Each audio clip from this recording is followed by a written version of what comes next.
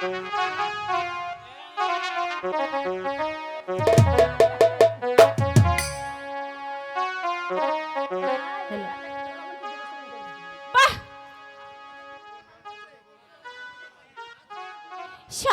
যে ডুবে ডুবে পানি খাচ্ছে আমার মোটেও জানা ছিল না। ভাবি সাহেবা, বাবা জামাল,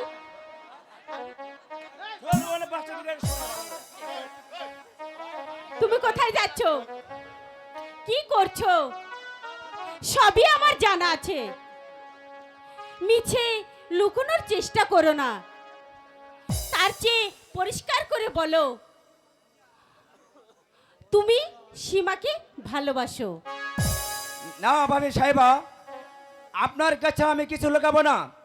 সীমাকে যে আমি পিয়ার করো, তাই তো? বেগম সাহেবা,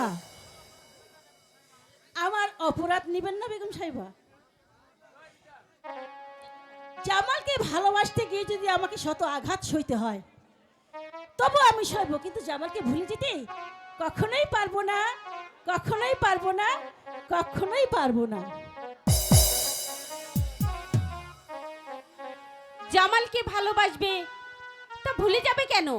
ভাবি সাহেবা, আমি কিছুতেই বলতে পারবো না। জামাল ভালোবাসা কি তো অপরাধ? ভালোবাসা তো অপরাধ নয়। ভাবি সাহেবা, ভালোবাসা যদি অপরাধী হতো তাহলে লাইলি মজনু, শিরি ফরহাদ তাদের প্রেম কাহিনী রচনা হতো না। বেগম সাহেবা, হ্যাঁ, আমি তোমাদের মিলনে সাহায্য সত্যি করব। বেগম ভাবি। সাহেবা? তাই সত্যি বলছেন? সত্যি বলছি, তোমাদের ভালোবাসাকে আমি ব্যর্থ হতে দেব না। বেগম সাহেবা, হ্যাঁ, আপনার আশীর্বাদ পেলে আমি যে কোনো আঘাত সইতে পারবো বেগম সাহেবা। তবু শাহজাদাকে আমার এই হৃদয় থেকে হারিয়ে যেতে কখনো দেব না, কখনো দেব না, কখনো দেব না। ভাবি সাহেবা, বলো। বাজিটাকে কি নাজমহল থেকে নামিয়েছো? এখনো তারাইনি, তবে তবে নিশ্চয় তাড়াবো। না ভাবি সাহেবা, তোমার দ্বারাই কিছু হবে না দেখছি। তুমি পারবে না। এসো আমার সাথে, আমি আজই বাইজিটাকে নাজমহল থেকে টানিয়ে নামিয়ে দেব। জামাল, হ্যাঁ ভাবি সাহেবা, যে শয়তানি তোমার হৃদয় থেকে আমার ভাইজানকে কেড়ে নিয়েছে, তোমার দুই চোখের ঘুম হারাম করে দিয়েছে, আমি সেই বাইজিটাকে আজই নাজমহল থেকে টানিয়ে নামিয়ে দেব। চলো আমার সাথে। তাই চলো।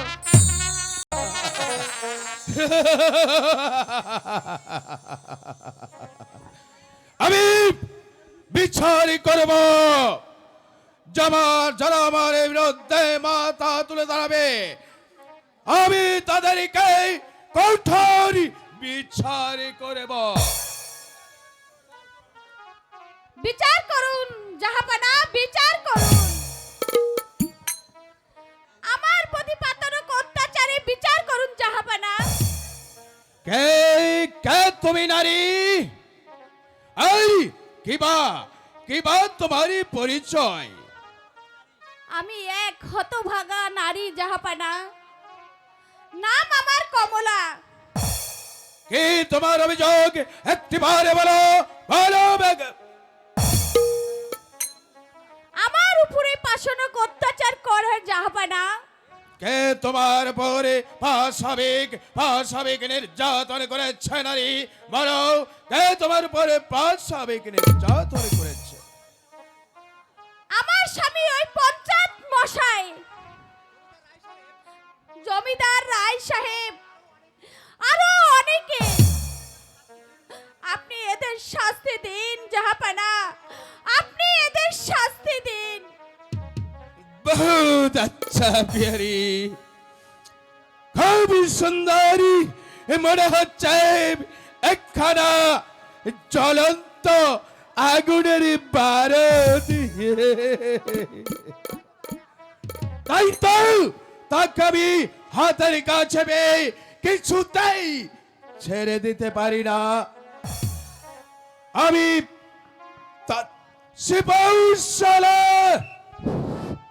আদেশ করুন জাহাপনা।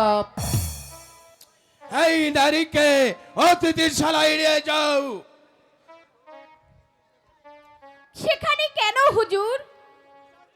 আমি যে আপনার কাছে বিচার চাইতে এসেছি। বিচার তুমি ঠিকই পাবে নারী। যারা তোমাকে নির্যাতন করেছে আমি আমি তাদেরকে কোনোদিনও ক্ষমা করব না। তাদেরকে গ্রেপ্তার করে নেই তোমার চোখের সম্মুখে আমি বিচার করব নারী। যাও নারী, এখন থেকে তুমি আমার অতিথিশালায় থাকবে। না জাহাপনা, আমি চলে যাব। চলে যাবে মানে তুমি বিচার না দেখেই চলে যাবে নারী। শিবৌশালা আরে জনাব, নিয়ে যান ওই নারীকে। আমি তাই নিয়ে যাচ্ছি জনাব। হুজুর, শোনেন শিবৌশালা, বলুন, বলুন জনাব। এই নারী হচ্ছে আমাদেরই মেহমান, তারই কোনো অমর্যাদা জাতি না। জাহাপনা, আপনার হুকুম মতে আমি কাজ করে যাব। হ্যাঁ নিয়ে যান Yes! শিবৌশালা। কে এই নারী? সে শুনে তোমার কি দরকার এর বেগম? সঙ্গে তোমার কি দরকার? নিয়ে যাই শিবৌশালা। বেশ, আমি তাই নিয়ে যাচ্ছি। চলে এসো সুন্দরী।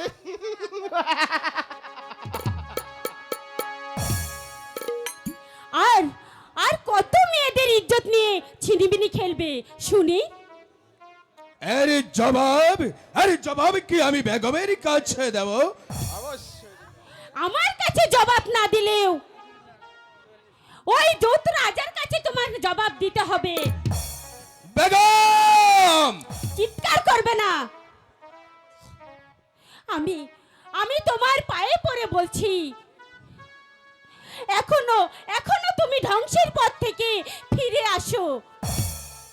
আমি চাই, আমি কি চাই একটু একটু তো বুঝতে চেষ্টা করো। কি চাও বেগম? বলো একবারে বলো, কি চাও তুমি? আমি আমি চাই আমার স্বামীর মঙ্গল। আমি চাই আমার স্বামীকে ধ্বংসের হাত থেকে রক্ষা করতে। আমি যে আপনার স্ত্রী, আপনার দুঃখ যে আমি সইতে পারি না।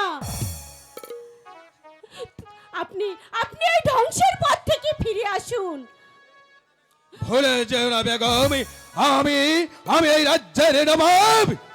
আর আমাকে কেউ গন্ধি থাকুক এটা আমি মোটেই পছন্দ করি না। এটা আমি মোটেই পছন্দ করি না।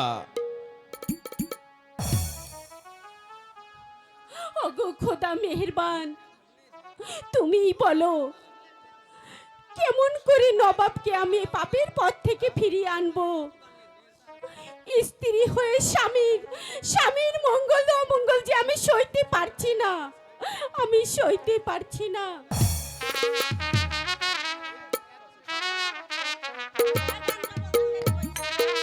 তুমি কাঁদছো কেন? একটা জানোয়ারের কথা ভেবে। কে সেই জানোয়ার? সে গাজীপুরের ভাগ্য বিধাতা, সে যে আমার স্বামী। আপনি তাহলে আমাদের বেগম সাহেবা? বাহ বাহ রে নারী বাহ, আপনার ভাগ্যটা যে কত সুন্দর। আপনি জীবনে এমন স্বামী পেয়েছেন। তাহলে তুমি কি বলতে চাও? আমার স্বামী, আপনার স্বামী একটা লম্পট।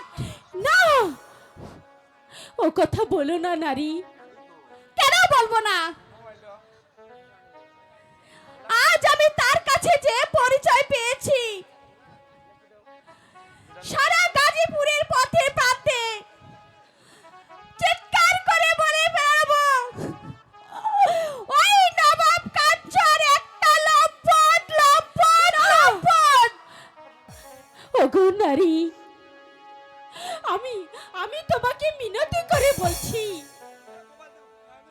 নবাবের বিরুদ্ধে তুমি এমন কথা বলো না। আপনি আমাকে বিরক্ত করছেন। আমি এখন কি করব? আপনার যে করার কিছু নাই। যদি বেঁচে থাকতে চান তাহলে এই লম্পট কাছ থেকে আপনি অনেক দূরে চলে যান। আমি কি তাহলে স্বামী ত্যাগ করব? এ কি বলছো তুমি? আমি ঠিকই বলেছি। একটা চরিত্রহীন স্বামীকে নিয়ে ঘর করতে আপনার এতটুকু লজ্জা করে না?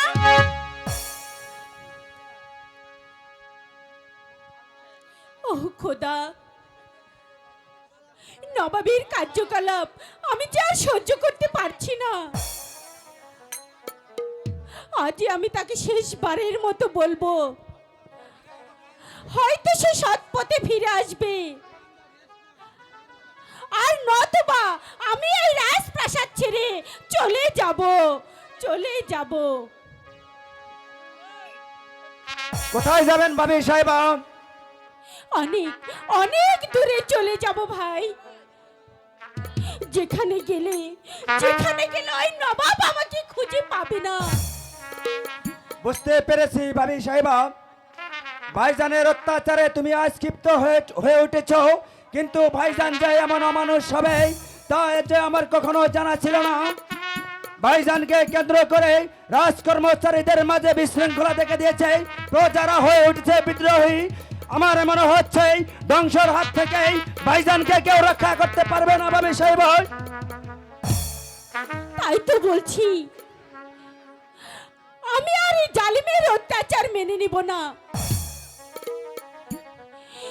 দল বেঁধে প্রজাদের সাথে মিলিয়ে আমি নবাবের বিরুদ্ধে বিদ্রোহী ঘোষণা করব। জানিয়ে দিব জালিমের অত্যাচার।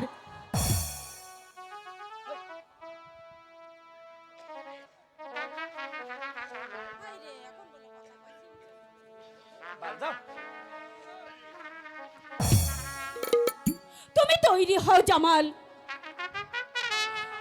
কলঙ্কের হাত থেকে রক্ষা করো তোমার পিতার মসনদ। তবে সীমার কি হবে ভাবি সাহেবা? সীমা কি আমাদের সাথে আসবে? না আসুক। যদি তুমি জালিমের হাত থেকে মসনদ রক্ষা করতে পারো তাহলে সীমার সাথে আমি তোমার শাদী দিব। তোমার পায়ে পড়ে বলছি ভাবি সাহেবা, সীমাকে তুমি দূরে ঠেলে দিও না, আমার ভালোবাসাকে তুমি ব্যর্থ করে দিও না ভাবি সাহেবা।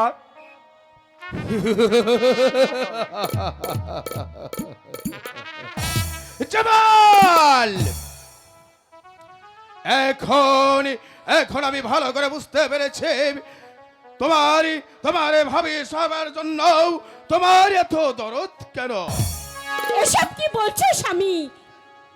আমি ঠিকই বলেছি। তুমি যে আমার সাথে তোমরা বেইমানি করতে পারবে আমি তা জীবনেও কল্পনা করতে পারিনি। তাহলে তোমার বিচারে আমি একটা নষ্টা, একটা না! কলঙ্কিনী। ও খোদা,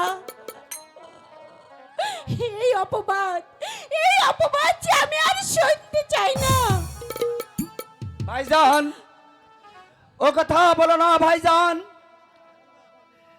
ভাবি সাহেবের জীবনে মিথ্যা কলঙ্কের অপবাদ দিও না ভাইজান। চুপ করে লম্পট, তোর কোনো কথা আর আমি শুনতে চাই না। তুমি বলতে চাও জামাল? হ্যাঁ, আমি বলতে চাই জামাল তোর একটা প্রেমের নাগর। ভাইজান, আর বলো না ভাইজান। এই অপবাদ যে আমি আর সইতে পারছি না ভাইজান। তুমি বিশ্বাস করো ভাইজান, ভাবি সাহেবকে আমি মায়ের মতো চেষ্টা করি, তার কাছে খুঁজে পেয়েছি মাতৃত্ব স্নেহ। চুপ করে বেঈমানি, বেঈমানি, তোর কোনো কথা আমি শুনতে চাই না। বেঈমানি, বেঈমানি, নেব খারামি। তুই তুই আমার রক্তে আগুন জ্বালিয়ে দিয়েছিস শয়তান। আমি জানি সহ্য করতে পারছি না এ বেঈমানি।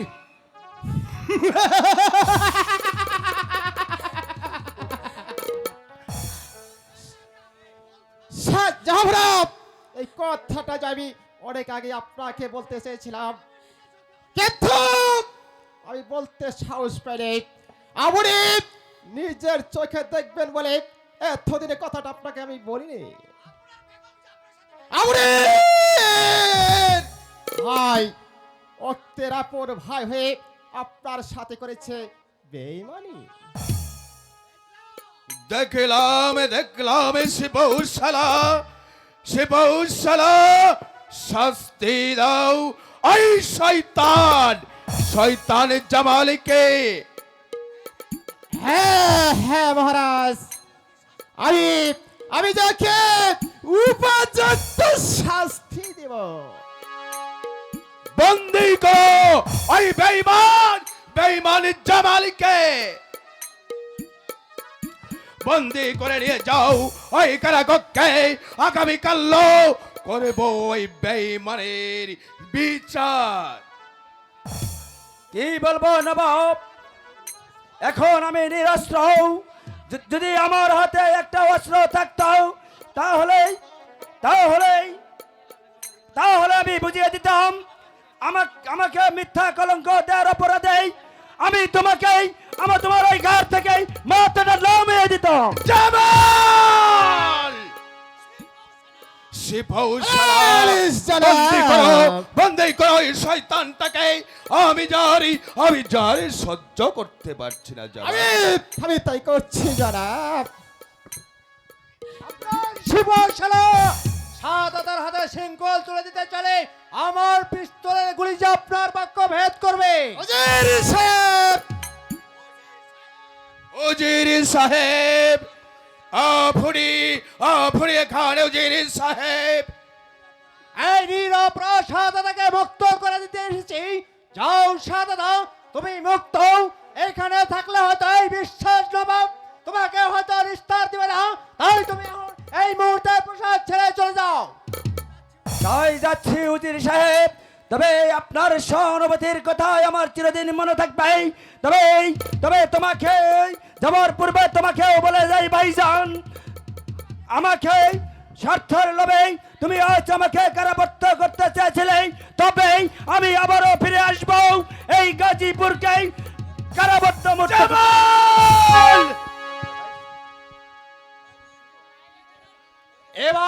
এবার আপনি চলে যান বেগম সাহেবা, আমি আপনাকে সকল বিপদে সাহায্য করব। যান বেগম সাহেবা, এবার আপনি। ঠিক আছে, তাই যাচ্ছি। উজির সাহেব, আপনার উদ্যতকে যে আমি কিছুতেই মেনে নিতে পারছি না। আর যদি আপনি আমার বিরুদ্ধে বেশি বাড়াবাড়ি করেন তাহলে আপনাকে যে আমি কিছুতেই ক্ষমা করব না। আর আমিও মেনে নেব না তোমার সেই অন্যায় অত্যাচারকে। তাহলে কি আপনি করতে চান? এই নবাব যদি সৎ পথে ফিরে না আসে তাহলে এই রাজ্যের প্রজাদের মঙ্গলের জন্য আমি তোমার বিরুদ্ধাচারণ করতে বাধ্য হব। উজির সাহেব, প্রয়োজন বোধে আমি আপনাকে কারারুদ্ধ করব। উজির সাহেব, অসম্ভব! আমাকে কারারুদ্ধ করার মতো শক্তি তোমার এই নবাব তো দরবারের কারণে। কে তোমাকে বাধা এই দেবে? রাজ্যের সমস্ত প্রজারা এসে তোমাদের বাধা দিবে। ওদের সমস্ত জানোয়ারটাকে গাড়িয়ে দিব। আমি তোমাকে উচিত শিক্ষা দেব। উজির সাহেব, তুমি করবে আমাকে হত্যা। উজির সাহেব, এখনো আমি আপনাকে একটি কথা পরিষ্কার করে বলতে চাই।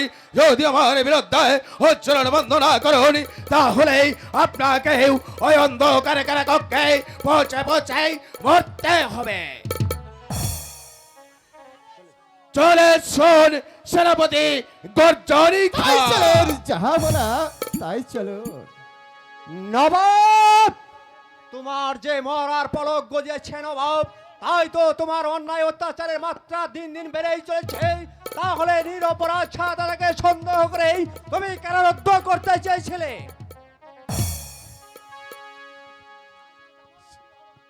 শাহজাদা জামালের কি হলো বাবজান? শাহজাদা জামাল রাজপ্রসাদে নেই রে মা। কোথায় কোথায় চলে গিয়েছে শাহজাদা? ওই শয়তান নবাব তাকে কারারুদ্ধ করতে চেয়েছিল রে মা, আমি যে তাকে মুক্ত করে দিয়েছি। ও খোদা, এই কথা শুনবার আগে তুমি আমাকে মৃত্যু দিলে না কেন খোদা? তুমি আমাকে মৃত্যু দিলে না, তুমি আমাকে বলো বাবজান, আমি হে, আমি কাঁদিস যে নে না, শাহজাদাকে কাঁদিস ছাড়া নে। কিছুতেই বাঁচতে পারবো না বাবজান, আমি কিছুতেই বাঁচতে পারবো না রে না, মা, ও কথা বলতে নেই। কিছুতেই বাঁচতে পারবো না বাবজান। আমি শাহজাদাকে হারানোর ব্যথা আমি কিছুতেই সহ্য করতে পারবো না বাবজান, আমি কিছুতেই সহ্য করতে পারবো না সীমা, মা, বাবজান। সীমা। গান